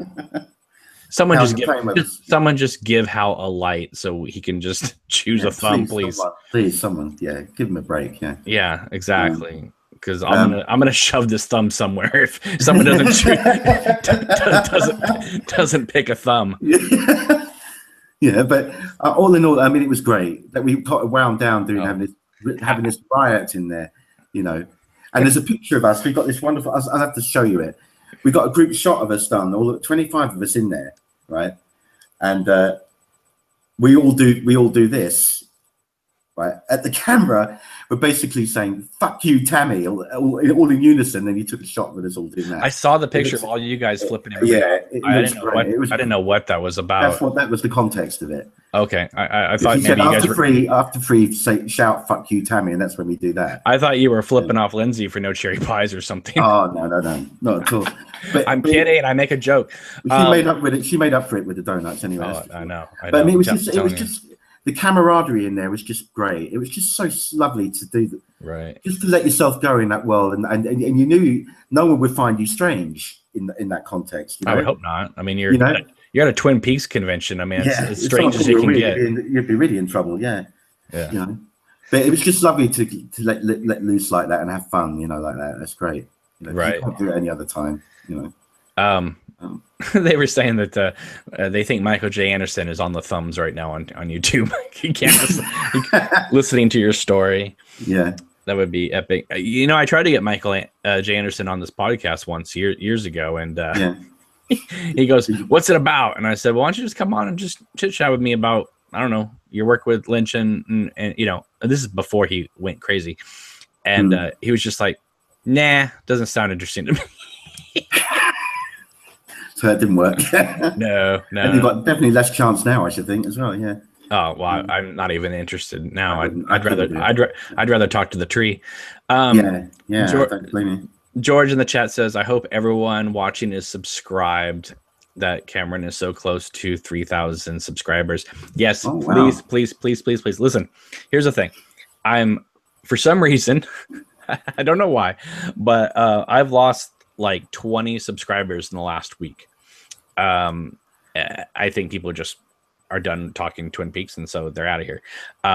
So I'm actually, you know, I needed like 150. Now I'm down to like 180. I need to hit 3,000. So yeah, if you're not subscribed, please subscribe to this channel. A lot of good videos on here, and a lot of surprises. You never know who's going to pop on, or what we're going to talk about, or who Frank's going to shove on this podcast on my phone. Yeah. So yeah, it's good stuff. It is. Yeah. But Frank, is there anything else you want to share about the overall weekend before we go? They showed Fire Walk with Me on the big screen. Yes, and I know there was. We can't reveal it here, but I know they did a special screening of something. Yeah, that's right. But we have to be very careful. Yeah, right. we're not going to share what it was, but I will just say that you guys, it's not like you missed anything really, because no. You know, so don't feel like they showed the missing Audrey Horne episode or something. No, it was definitely nothing that hasn't been seen before. That's all we'll say. It wasn't like a revelation thing or anything like that. No, it was. Yeah, it certainly was not all the uncut Audrey scenes. No, that's right. Yeah. No, because I love that meme. That meme that I found was the funniest thing I ever seen during the whole series. That said, every time someone complains about season 3, Lynch cuts an Audrey scene. We had one left by that point. Well, we only got like 3 scenes of her in this. Yeah. Okay, so Reggie wants to know if I know anybody going to the Festival of Disruption. I don't. I was contacted by somebody who said they had a spare ticket and would I want to go. Yeah. I said yes. I can't think of anyone offhand. I said yes, I would like to, and then they never got back in touch with me, unfortunately. However, here's the thing. I think this UK Twin Peaks Festival and I think this Festival of Disruption also are being used as a testing ground to see what the interest and energy level is for anything David Lynch going forward. And I think that's, I'd say so, yeah. Yeah. And I think this is going to play a factor into what Showtime offers Lynch to do. I think the original movie is definitely in there. Cause if they're going to wait a few years to do another series, if it does happen, they need to keep people tied over. Right. So I think, like I said, I think they're going to do a couple of standalone things. And I think Lynch is going to get a 2 hours, 3 hours, whatever movie he wants. And that will be, I mean, imagine how great Showtime would be able to say Showtime presents an original film by David Lynch. I mean, it'd be fantastic. That's great for them. and great for us as well, obviously. Exactly. Yeah, I agree. I think the thing they showed, the special screening was the guy sweeping for an hour. That was it. Yeah, it was just on the loop, basically. Yeah. Good. So good call. See, Lindsay, we didn't spoil it. The chat did. Sweeping for an hour. That's it. And also, there was like an extra 10 minutes of the French woman putting on her shoes. That's it. Yeah, of course. You know, so that was a post credit scene, though. Just so you know. Yeah. Bluer. Yeah. It definitely doesn't get any bluer. So it could have done in the Black Lodge though if we'd all been debauched, but you know, it could have got very blue, 2 blue balls, basically. Yeah. Okay, we got to end this before this gets completely. It's getting out of hand again. Yeah, people have been theorizing that maybe the 2 blue balls featurette on season 3 box set will be the first porno film that Lynch ever directed. 2 blue balls. I know. I'm still hoping. I'm still hoping because Mark Frost, for some insane reason, and I love the man, but for some insane reason, he said that On the Air was going to be included on this box set. Can you imagine? I can't. It just can't sit. It just doesn't sit right, does it? I mean, come on, they're so different. No. You know, I don't think that's going to happen. I guess you have getting its own separate release, and that would make sense. Obviously, it wouldn't make any commercial sense to do it that way. It just would not. No, that would be insane. Different entities, you know. Now see if they were smart, they would have included it on the Criterion Fire Walk with Me set, because Fire Walk with Me and On the Air came out in the same month. Yeah, but still, they're so different, Cam. No, I understand. I'm just saying there's more of a correlation between those. Than that. Only because of the year, I guess. Yeah, that's right. But other than that, no. Someone in the chat just said in Eugene, Oregon, there's going to be a convention up there, and James Marshall and Kimmy and Sherilyn are going to be up there, and so's Harry goes. So interesting. Harry seems to have been bitten by the bug because he never ever did public appearances. Ever or interviews even up until the point that he started doing the new series again. He always stayed right out of it. He was always very solitary and quiet. And now suddenly he went to one convention not so long ago with Kimmy, and I think they do a kind of double act, you know, kind of thing. Right. Mm-hmm. And people really loved it. And now they're doing the same thing again. And he's really getting into it now. So that's encouraging. Well, hopefully he might come to the fest next year or something like that. Yeah, and he really good. Well, that's really good because then he might show up being interviewed by you or show up on my podcast. Yeah, it'd be great. It'd be really cool. Yeah. He's coming around to it. He's coming around to it, which is really good. It's nice, you know. Mm-hmm. Yeah, he's kind of like Harrison Ford in that way. He's getting into the mood of everything. Yeah, that's right. Took him 25 years, but exactly.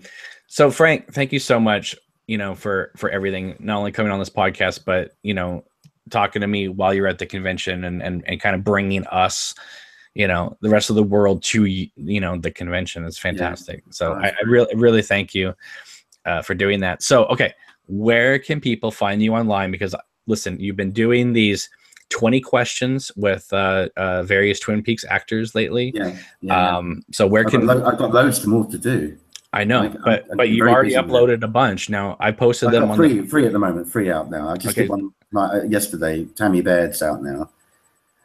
Jake Wardle and John Piricello. I got 3 at the moment, but I've got a lot on standby, and there's some I've already recorded. But I'm bringing about 1 a week, so I'm way ahead. I've been posting them on various pages, but if people want to seek you out, where can people find you? You got Twitter and you got Facebook. Hit them. Yeah. I got Live from the Roadhouse podcasts Facebook page, where you can find a lot of the old interviews that I've done. They're all audio interviews, by the way, that I do. I don't do visual ones. But there's a list of stuff, old stuff I've done on there. If you just keep scrolling down, you could like that page if you like. That would be very much appreciated. I don't do Twitter much, so you know I'm very rarely on there, so I wouldn't really be able to interact with anyone. You know what? You're right, because I tagged you on something and you never retweeted it, and I was like, "What a jerk!" But it's just because you're not on there anymore. No, I really very rarely go on there. I really don't. I haven't warmed to Twitter at all. I got an account, but I very rarely go on there. I can't be bothered with All right, so I take back the jerk comment because you're not on there. No, but so that's good. If you want to look on YouTube, I've got the 20 Questions With channel on there. I'm hoping to when I do get much like you, Cam, you know, when we do get a go ahead from to talk to the actors about Twin Peaks itself. It's gonna be like the running of the bulls, man. Yeah. What I'm going to do then, rather than keep it like, because I've got a very small base of people that listen to my stuff. It's a pocket really compared to other. And that's one of the reasons why I have you on these shows, not only because I enjoy talking with you, but to help bring you a larger audience. Yeah, because all my old interviews and stuff is on SoundCloud, which doesn't get a very good listenership really. So what I'm going to do now with these new ones, I'm moving forward a bit differently with them. I'm going to do them all on YouTube. So put them on both. With the 20 questions, I'm going to do my Life in the Roadhouse ones on there as well, and do it like that. So hopefully that will help. People in the chat are screaming about Lost Highway needs a Criterion Blu-ray. I agree. I agree. And I've talked with people at Criterion, and they've never said anything, but they did kind of indicate that they're looking to eventually do the entire Lynch catalog. So it probably will be happening. George and Reggie wants to know, what is your YouTube channel? YouTube, it's just my name, Frank Crenogue. Okay, spell it. Your last name. CRONOGUE. And you've got the 20 questions with on there at the moment. But I'm hoping, as I say, to put my Life in the Roadhouse podcast on there. I might even put some of my earliest shows on there as well. I'm not sure. And you should. Yeah. You should just upload. You should just upload everything. Yeah. Mixed with the new, obviously, the ones I'm moving forward with now. So people would get a bit of variety. Yeah. No, I totally agree. Because that would be great. Because then I can just tell people to go to your YouTube channel. And it'll all be on a list, like a playlist. So I've been popping them in like that, so people can, You could either set it up by what season the actor's from, or something like that. Yeah. I haven't decided how I want to do it yet, but at the moment, these 20 questions, they're all on YouTube. I thought I'd just give that platform for them, and then concentrate on the other ones when we get to it. Right. But I've got 3 out at the moment. I've got Jake Wardle, John Piricello, who played Chad, and Tammy Baird, who played Lorraine, and a lot more to come. I've recorded maybe another 3 or 4 in the can already. I've got more coming.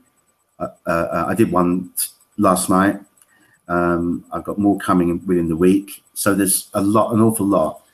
And it's interesting. They all took off, and the actors have been very receptive to it. When I explained the context of it, and that there would be no Twin Peaks questions in it, and then it's just 20 random questions. They like the fun concept of it, because they have to come up with a spontaneous answer. They don't know what the questions are beforehand, so they can't prepare for anything. So you get an interesting natural, reaction, and people seem to like them. So I'm going to do them for a while. What you should also do is, even though I know a lot of your stuff is Twin Peaks, or for some people, they noticed in the chat that you're also an Incredible Hulk fan.